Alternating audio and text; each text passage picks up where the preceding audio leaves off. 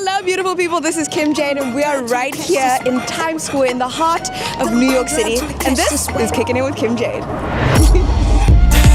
Ain't no stopping me. It's a strong going robbery. It's been many on the patch, had to copy me. But you need design on your feet just to walk with me. Ain't no stopping me. It's a strong going robbery. They can't do it for me. On this season of Kickin' It with Kim Jayde, we are traveling all over America and South Africa, interviewing some of the most interesting personalities in music, in fashion, in art, and of course in sneaker culture. Who knew I would make it this far? They hated, they never believed me. Yeah, I would never drop the ball. I know I make it look easy. Yeah, Mayweather with the defense. I don't care what a critic got to say. I got them picking up the pieces.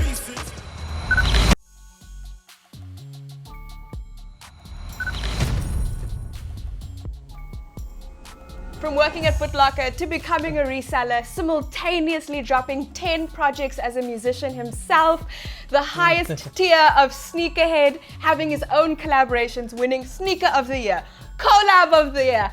I'm here with Jayde too. I love it. That's the best intro I've ever got. I will be your hype man everywhere you need me. Thank you. How are you doing? I'm doing great. Right now in the Bronx, in your hood? Yeah, no. In your home? I'm on it. I'm on it. From Africa to the Bronx, for real. Let's go. You started super humble, like working really hard in the store. I believe you're at Footlocker 4 or 5 years. Yeah, I was in Footlocker for about 4 and some change. Exactly. Yeah. And back then you said that was the store that had the head office was above the store. And so you had a lot of brand reps coming in and you know learning about the product firsthand and also being one of the destination stores. You saw a lot of people coming in and out. Now, what I want to, I guess, get from you is when you're a young, aspiring creative, the truth of the matter is we're not going to make money crazy overnight. Yeah. A lot of us start with proper jobs. I mean, for myself, I was a promo girl, I was waitressing, I was a door girl at a club. You put in your years at Footlocker. It's about, I guess, all the skills you learn along the way. What are some key skills that you learned from your years at Footlocker? Just to me, my key skills that I learned was everything is for somebody. I think, and I think even in the world we are now where there's so many dictators and so many people who tell you what's cool. Yeah. I think working in such a corporate store, like the store that I worked in was the store that people was like, if they told you anywhere to go to the big Footlocker, go to the Footlocker, the main store.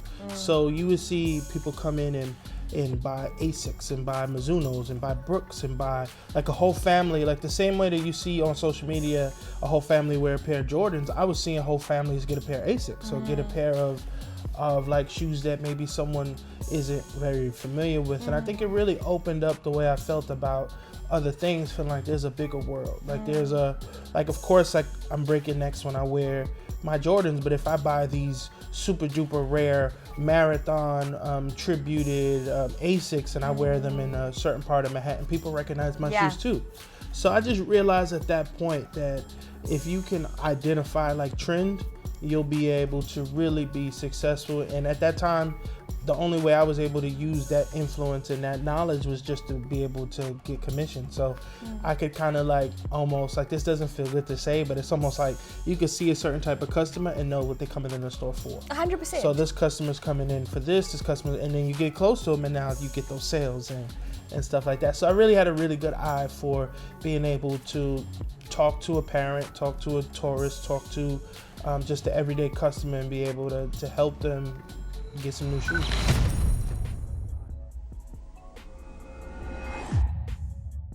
To me, I thought it was natural progression of loving shoes. I think, and I think that most people, if you just being honest with just how you learn more to obtain your shoes, it was every day I feel like I'm helping customers, and you learn more about them too. You learn more about what a lot of them do for a living, and a lot of them were the ones that was coming back frequently and here every week and here every day and stuff were selling shoes. And maybe I didn't know what that meant, but you knew like maybe you made this relationship with someone who has a store. So, you know, now if I help them get this shoe, they'll give me a discount. If I help them get this shoe, then like, you know, now this is a place I can go trade something or do stuff. So to be honest, after a while, I started to feel like there was a world on the other side of the cash register, like the transaction.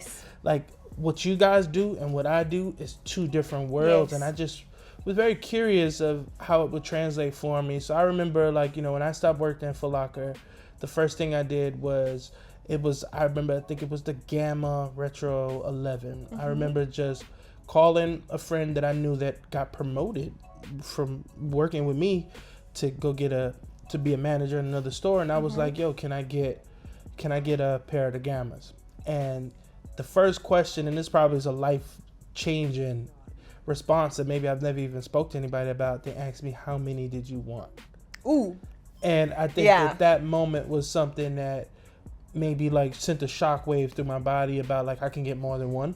And I think from that point on, I started to think in that, like, how do you get more than one, and how do you help people get shoes too? Because if I'm not working in Foot Locker, my phone people still asking you, hey brother, can you get me the Gammas? Yeah. Or can you do this? So I just started doing that with every shoe. Started doing it with anything, and whenever releases would come out, start asking my network of who I knew worked at shops and who I knew had access to shoes, and saying like, hey, if you can't give me more than one, can you give me one? And then you just go collect. And before you knew it, to me, I don't think I was ever doing it for real money profit. I think I was doing it to almost like a superhero, serve the people. Yeah. Because releases at that time was very rigged, raffles, hard to get, like you said, like a bunch of young ladies or kids or moms online, and they get stuck to the back where they can't get things. So it was me being able to, it wasn't me taking shoes from the person in front of the line, it was me helping people sometimes at the back of the line. Yeah. Which I think is an interesting way to look at reselling. Yeah. It's like, of course, some people can't get stuff, but some people aren't going to get stuff if they don't have people like me anyway. Definitely. So the extra 20, 30, 15, look at it like a service charge. Don't look at it like it's a livable thing. It's like sometimes, you know, I had to figure out ways to get this. So. Yeah.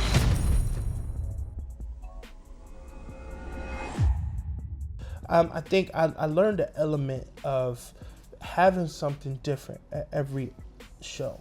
And that'd be a way that I'd be able to get people. So if I did a show in Brooklyn, maybe I had a white t-shirt. And if I had a show in Manhattan, now I had the red t-shirt. And people started to say like, hey, I got this one, I want that one. And this, and that's how I started to begin to get people to come to the shows. And also like the merch table, it was something that, it was always a throw-in. Like the promoters will always be like, okay, fine. You want a table? Take a table. No problem. So it wasn't until like I had a show that it seemed like it was pretty crowded and everybody was hanging out that I learned that maybe I have a real thing going with this. And I think that's when the same website that I was taking orders for my shoes and pre-orders and stuff was the site that I just decided to put a t-shirt on and put a pin in.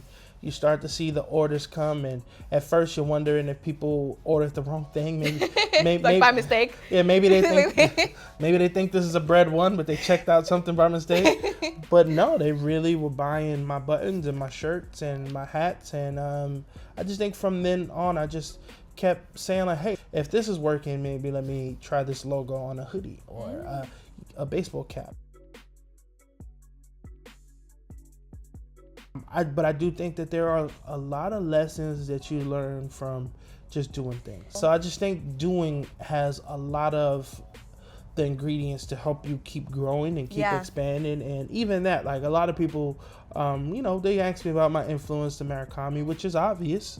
But, it is something that people seeing in the way I was designing, and people seeing it in the way I was kind of creating, that they were like, yeah, he's clearly, I think even before someone drew my face on the Murakami logo, it was more someone saying that you could tell that he's inspired by Murakami a lot with the colorful and different things like that. And I just felt like it just was something that like it honestly happened naturally. And it's just because he's seen that.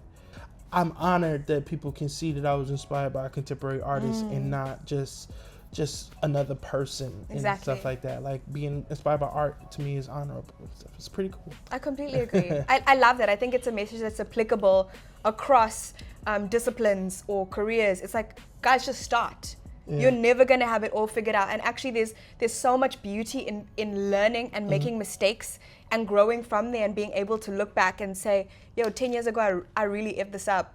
I could have done it better, but look where I am now, right? That's part of the journey. It's beautiful. Yeah, community.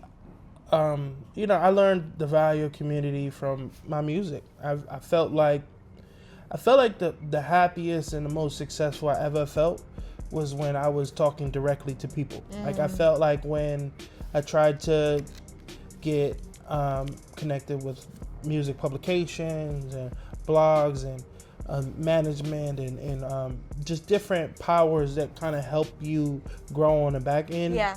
I felt like it didn't feel as authentic to me. Yeah.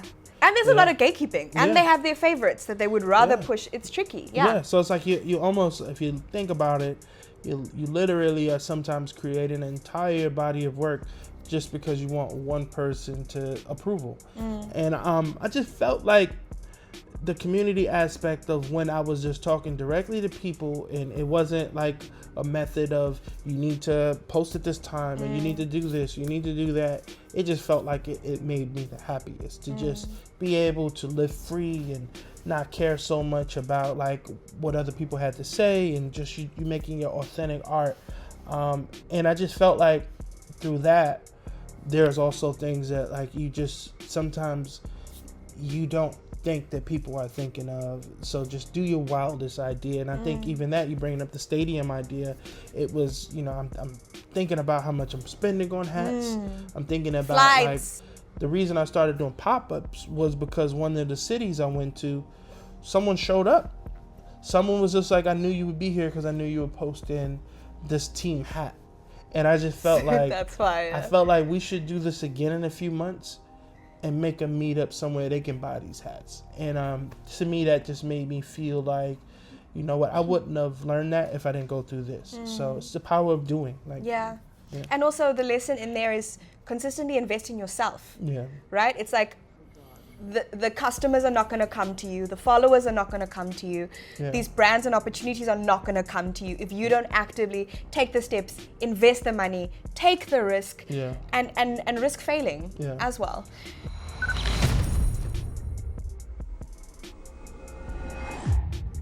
I was really trying to get a Nike shoe, like really, really trying to you know, impress the people that make decisions and be on the radar. And you know, at that time I was seeing like it was early like Off-White stuff. Like at this time, like I still knew Virgil for working with Kanye probably more than I knew him for his own brand. So it was like, wow, Virgil just got his shoe. I know it was like ASAP Bari just got a shoe with the V-Lone, and I was like, I feel like there's a great opportunity right now for people who aren't mega famous to get opportunities. So I just felt like if I just kind of show my creativity and I show that I can be a good person, a good business partner, and have a forward way of thinking, then you never know. Maybe somebody like me can get an opportunity. And I just remember someone just telling me from Nike, just told me straight up, said, we'll come find you. Like he was like, if you're do everything that you're doing and you'll know when it's time. And in that process, it was, you know, maybe I didn't understand what everything meant, but you know, I started designing hats, and I started doing pop-ups, and I started traveling, and I started doing stuff, and someone reached out and they said, you know, would you want to have this conversation with Saucony? And I was my business was so centered around hats and headwear that I didn't even think it could be about a shoe. I'm thinking that I'm designing a hat, because the hats to me was such a string of like business for me, that I was designing hats for Mountain Dew, designing hats for like Urban Outfitters, and just different things that everyone wanted a hat. Everybody wanted a J-Tips hat, so it was like Saucony must want a J-Tips hat. And in that call, they just pretty much said, you know, we know we're not the biggest company in the world. We know we're not like everybody else, and we're probably nobody's first destination. But, you know, if you want to make a shoe with us, we'll love to have the conversation. And I said, most definitely. Yes. And it was scary at first because, you know, I wanted to make something that I would wear, because it would be hard for me to sell you something that I knew I didn't feel good about. Exactly. And it's also like, I feel like I come from a big part of the culture. So if I like something, that means that other people in the culture like something too. So when I went to like their office and I looked at everything, I found something I really liked, and the rest is history. We got a lot of attention, and I think forever changed the perspective of how people view the brand. Yeah. And I think just a lot of colors on the product. Ooh, yeah.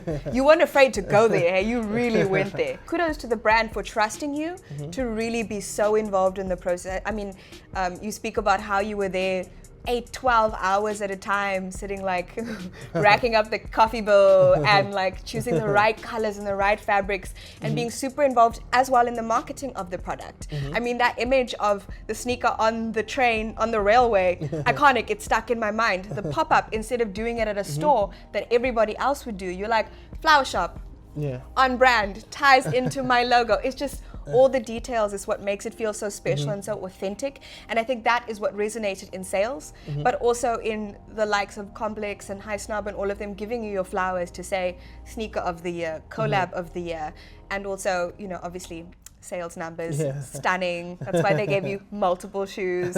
Very smart of the brand.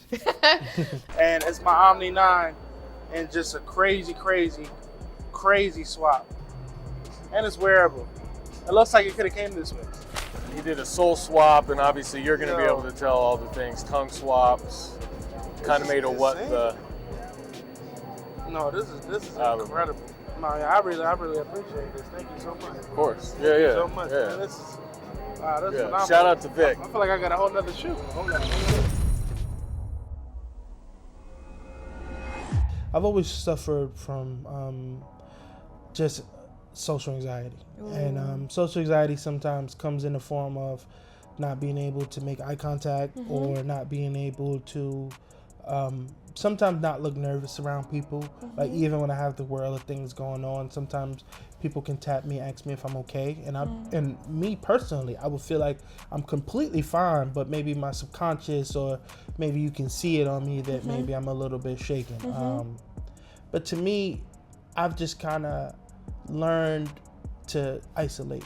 I feel like it's just simple things about like always making sure like on trips and projects you get that one-on-one time. Like even when I go to do the work at Saucony and I would leave the room and maybe they thought I went to the bathroom, but I just kind of went into like a little booth and just kind of sat there and just thought about everything and just kind of lived into like, I can't believe I'm doing this, or I can't believe I'm designing more shoes, or can't believe, because it's not just the dream come true, it's like you also have to be ready for the opportunity. Like one thing that people may not realize is sometimes in one trip I designed like the Omni, the Jazz, the Matrix, and pitch the idea for whatever people will see next. So it's like not only are you trying to put together all the shoes at the same time, you also want to make sure the stories are clean, they don't look like each other, they don't feel like each other, and each of them have a different kind of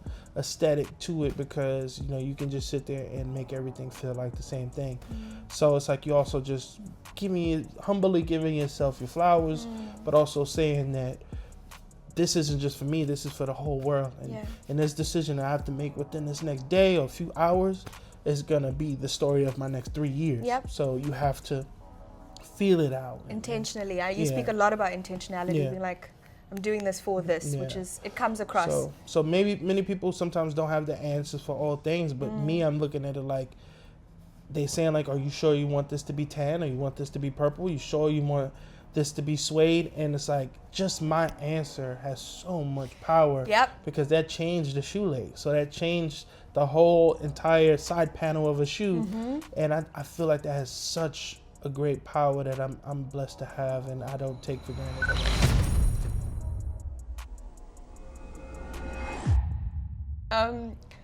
You've said it a lot, but I would love to say, just for this interview, what is the legacy you hope to leave behind?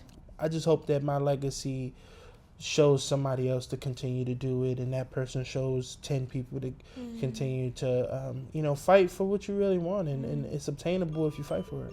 You really are doing just that. Yeah. Okay, so life advice from J Tips. Hustle really, really hard. Invest in yourself. Take care of your mental health. There's only one you. And find what centers you and grounds you to be able to keep pushing and keep elevating and keep succeeding. J Tips, thank you for your time. It's been such an honor. We hope to host you in South Africa sometime. Oh no, I'm coming. Thank you. And then when that WizKid or Burna Boy collab happens, I'm gonna call you. I'll be like, remember that time on my show you said. Thank you so much. I appreciate thank you. I appreciate it. Thank you for having me. We're out. I just got gifted my first date. I'm not okay. I'm not being cool at all. I'm absolutely losing it. Hello, Mom. Yes, this is me. We're outside. So good. I feel like I actually need to put them on for the shot.